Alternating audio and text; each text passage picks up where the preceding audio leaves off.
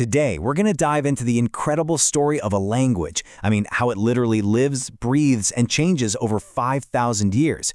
We're going to use the fascinating history of the Arreqqana language as our guide to see how a single tongue can tell the story of an entire people. So let's just start with this question. What if a language wasn't just a bunch of rules in a textbook? What if it was a living, breathing story?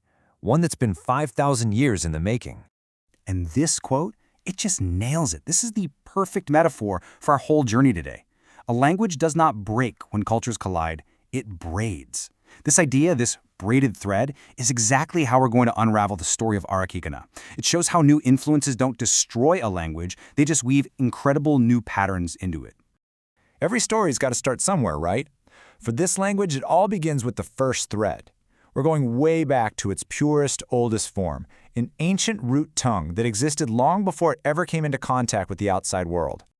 Okay, so here's a quick map of the journey we're about to take. We kick things off in the root epoch. Then we move through a temple age, a period of outside rule, a syncretic age of mixing, and then finally, we land in the modern era. You can see right here how each stage adds a totally new and distinct strand to the braid. So this first thread is called Heritage Arreqqana, or Sasona Hiara. Think of it as the original source code. Its vocabulary is elemental, fire, water, breath, and it's deeply tied to spirituality and ritual. The sound of it is just poetic. And you can totally hear that quality in this example. Na na mar le kia no sasona. It almost feels less like a simple sentence and more like a chant, doesn't it? It's not just saying, I love life. It's expressing this deep, philosophical concept. But, no culture stays isolated forever. And now we get to the real turning point, that moment of collision with the outside world. This is where that single thread starts to braid into something way more complex and interesting. So the first part of this new blend is that heritage language we just talked about. In their philosophy, this is the language that remembers. It's literally the vessel for all their ancestral memory, their culture, their traditions. And then comes the second really powerful thread, the Dominion tongue. This is a language brought in through trade, law, political control. It's structured, it's formal, it's all about administration. This language doesn't remember, it commands. So what happens when you weave those two together, remembering and commanding, over centuries? Well, you get something completely new, a syncretic language. This thing is a living hybrid, and it doesn't just remember or command, it transforms. Okay, this is where that transformation becomes so clear. Just look at how a single phrase, I love you, evolves. It starts as this spiritual chant like Na na mar luluna kiaya. Then, under the colonizer influence, it becomes this formal, almost legalistic declaration. And finally, it turns into the rhythmic, casual slang of the syncretic blend, Luno na na mar luheve. It's the same core feeling, but the soul behind it is totally different. Wild, right? All right, let's fast forward to the present day. That historical braiding, it didn't happen the same way everywhere. Instead, geography and time have created this incredible tapestry of modern dialects, and each one has its own unique flavor. You can see that diversity laid out right here. The coast, it held on to those melodic, poetic heritage sounds. The mountains, they kind of hardened that same heritage into something clipped and strong. The islands added a lyrical, almost musical flow. And the cities, well, of course, they became the hotspots for that modern, syncretic blend. Okay, let's actually hear what this sounds like. We'll use the phrase, I remember your voice. So in the coastal dialect, it's soft and flowing. Nat seglar lutonir. You hear that melodic ending? Now, listen to the complete contrast with the mountain dialect. Not seglar luton.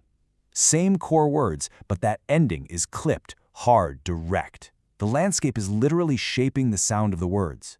And then we go to the islands, and that sound just stretches right out again, becoming almost like a song. Na seglar lutonara. That extended vowel gives it that beautiful, flowing quality. And finally, in the city, the braid is on full display. Na still seglar lu voice. It's a total hybrid, right? Mixing threads from all these different linguistic histories into something new, modern, and immediate. But hang on, the story doesn't end there. Not by a long shot. The braid is still being woven, right now. And today, the newest and maybe the most complex strands are coming from the digital world, and they are profoundly shaping identity. This has actually led to this really fascinating modern concept called the thread self. For Arreqqana youth, That big metaphor of the braid has become super personal. Their online self, their school self, their family self, they don't see them as separate people. They're just different strands they weave together to form one complete person. And this identity is being shaped in real time through this powerful social feedback loop. You create something, you share a piece of yourself, you get instant reactions from your community, and then you adjust and refine your persona based on that feedback. I mean, it can build incredible confidence, but man, it also creates some serious pressure. And all of this creates the central challenge for young people in this culture, balancing authenticity with performance. They're constantly asking themselves, am I sharing who I really am, or am I just sharing the version of me that I think people expect to see? So when we pull back, we see this story that is absolutely still unfolding. I mean, from ancient spiritual chants to digital slang, the Arreqqana language truly is an endless braid, and it's always weaving in new threads. And within the culture, there's actually this piece of wisdom that guides young people through this new complexity. This popular saying is a reminder that while your online presence, your signal, is a real part of you, it's not the whole you. Your true identity is always so much deeper than any single thread you choose to show the world.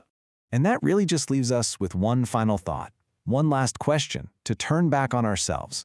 If your own language, the way you speak every single day, is a braid woven through time and experience, what threads would we find in yours? What stories does it tell?